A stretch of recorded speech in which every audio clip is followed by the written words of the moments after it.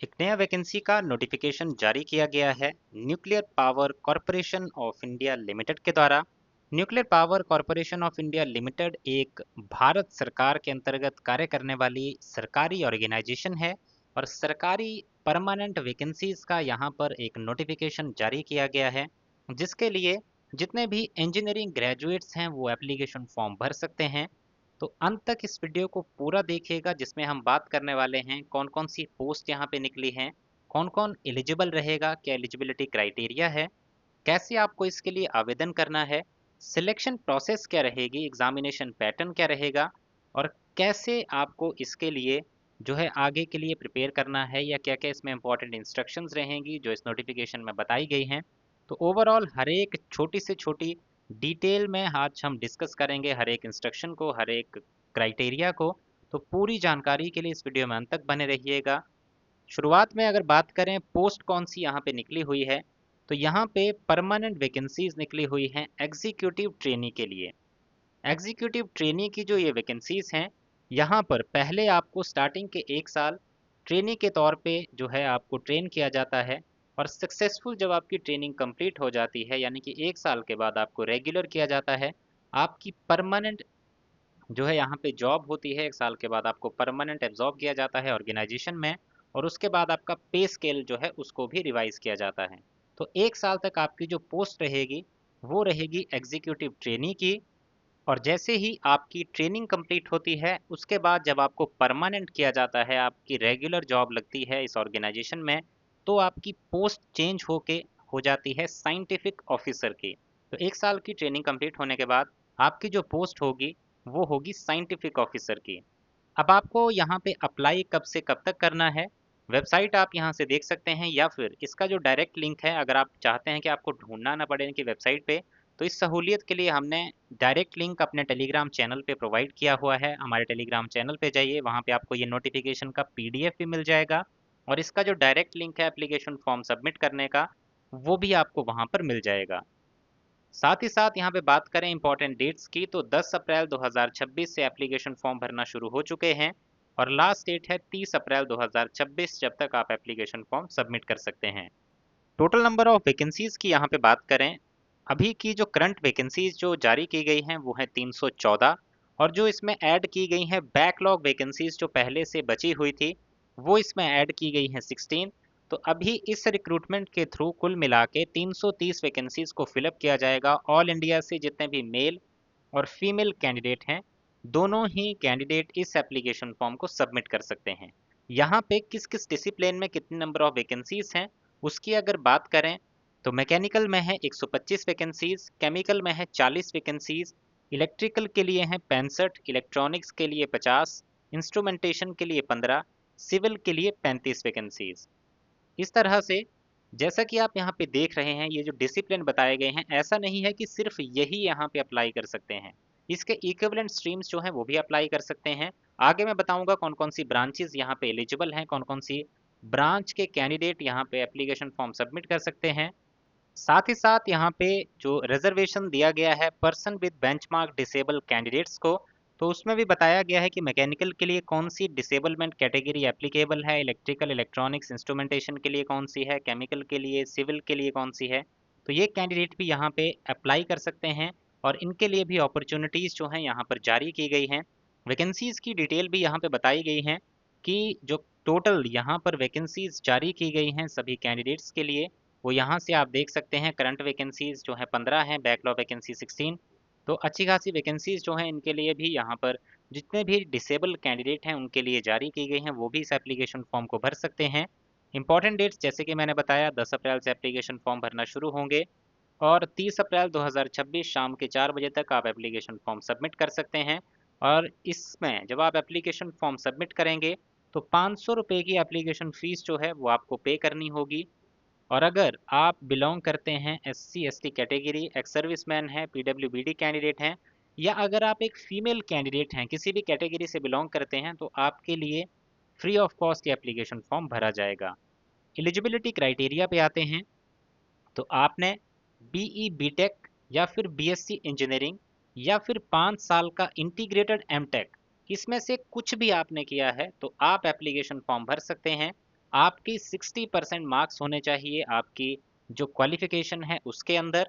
और अगर यहाँ पे ब्रांचेस की बात करें, कौन कौन सी ब्रांचेस यहाँ पे एलिजिबल हैं, तो यहाँ पर mechanical, production, chemical, electrochemical engineering, electrical, electrical and electronics, electronics, electrical, electronics and communication, electronics and telecommunication, electronics and controls, electronics and instrumentation, electrical and electronics, electronics system engineering, instrumentation, instrumentation and controls, applied electronics and instrumentation engineering, electronics and instrumentation, इसके साथ साथ civil engineering. तो ये जो branches हैं ये यहाँ पे अप्लाई कर सकते हैं। और कौन जो मेन ब्रांच है उसके इक्विवेलेंट ब्रांच है, तो वो आप यहाँ इस टेबल में देख सकते हैं किसके इक्विवेलेंट कौन सी ब्रांचेस बताई गई हैं। तो उस डिसिप्लिन को जब आप हमारे टेलीग्राम चैनल से इस नोटिफिकेशन को डाउनलोड करेंगे उसमें आप देख पाएंगे कौन सी ब्रांच किस मेन ब्रांच के इक्विवेलेंट है। तो ये हैं पूरी ब्रांचेस जो यहाँ पे एलिजिबल मानी जाएंगी। अब इसके साथ साथ एक और एलिजिबिलिटी क्राइटेरिया यहाँ पे रखा गया है कि आपके पास एक वैलिड गेट स्कोर कार्ड होना चाहिए, यानी कि आप गेट एग्जामिनेशन में अपीयर हुए होने चाहिए और आपके पास एक वैलिड गेट स्कोर कार्ड होना चाहिए। और ये गेट स्कोर आपका कौन कौन से ईयर का वैलिड माना जाएगा, तो यहाँ पे 2024, 2025 और 2026 इन 3 साल का ही गेट स्कोर वैलिड माना जाएगा इस एप्लीकेशन फॉर्म को भरने के लिए। और यहाँ पे बताया गया है अगर आप इलेक्ट्रॉनिक्स के जो इक्विवेलेंट ब्रांचेस हैं उसके में अप्लाई कर रहे हैं तो आपका गेट स्कोर इलेक्ट्रॉनिक्स का वैलिड माना जाएगा। अगर इंस्ट्रूमेंटेशन में कर रहे हैं तो इंस्ट्रूमेंटेशन का। उसी तरह से आपकी अगर qualifying degree electrical and electronics में है तो यहाँ पे बताया गया है कि अगर आपकी डिग्री इलेक्ट्रिकल एंड इलेक्ट्रॉनिक्स है तो आप इलेक्ट्रिकल के अंडर भी अप्लाई कर सकते हैं और आप इलेक्ट्रॉनिक्स के अंडर भी अप्लाई कर सकते हैं। आपकी चॉइस है, इन दोनों में से किसी के भी अंडर आप अप्लाई कर सकते हैं। जिसकी qualifying degree electronics and instrumentation है वो इंस्ट्रूमेंटेशन में भी अप्लाई कर सकते हैं, वो इलेक्ट्रॉनिक्स में भी अप्लाई कर सकते हैं। और ऐसे कैंडिडेट का जो वैलिड गेट स्कोर है वो उनका जो डिसिप्लिन है उसमें ही कंसीडर किया जाएगा जिसमें आप अप्लाई कर रहे हैं। जिसमें आप अप्लाई कर रहे हैं उसी का गेट स्कोर आपका यहाँ पे वैलिड माना जाएगा। जिसने 5 साल का इंटीग्रेटेड कोर्स कर रखा है एमटेक का और 60% मार्क्स हैं, वो भी यहाँ पे जो क्राइटेरिया बताया गया है उसके अकॉर्डिंग ही जो है एप्लीकेबल माने जाएंगे। साथ ही साथ एक इम्पॉर्टेंट चीज़ जो काफ़ी कैंडिडेट कंफ्यूज होते हैं कि अगर आपका अभी फाइनल रिजल्ट आया नहीं है या फिर आप फाइनल ईयर या जो फाइनल सेमेस्टर एग्जामिनेशन है 2026 में आपका जो डिग्री है वो कंप्लीट होने वाली है, ऐसे कैंडिडेट अप्लाई कर सकते हैं या नहीं कर सकते हैं? तो जी हाँ, आप कर सकते हैं अप्लाई, लेकिन कंडीशन ये है कि आपकी जो कंप्लीशन है डिग्री की और परसेंटेज ऑफ मार्क्स जो है, यानी कि आपकी डिग्री जो है आपको अपना फाइनल रिजल्ट जो कंप्लीट होने का है डिग्री का वो आपको प्रोवाइड करना होगा 30 नवंबर 2026 से पहले पहले, यानी कि 30 नवंबर 2026 से पहले पहले आपकी डिग्री, आपका रिजल्ट जो है वो कंप्लीट हो जाना चाहिए और आपको उसका जो प्रूफ है वो इनके सामने प्रोवाइड करना होगा। तो आप इस एप्लीकेशन फॉर्म को जो है फिलअप कर सकते हैं। साथ ही साथ यहाँ बताया गया है जो रेगुलर एजुकेशनल डिग्रीज हैं, जो full time on campus mode of education है, वही कैंडिडेट यहाँ पे अप्लाई करें। अगर किसी ऐसे कैंडिडेट ने अप्लाई किया है जिसकी एजुकेशनल डिग्री जो है वो कॉरेस्पॉन्डेंस से है, डिस्टेंस एजुकेशन डिस्टेंस लर्निंग से है, ये रिसर्च से है या पार्ट टाइम है, ऐसे कैंडिडेट यहाँ पे एलिजिबल नहीं माने जाएंगे।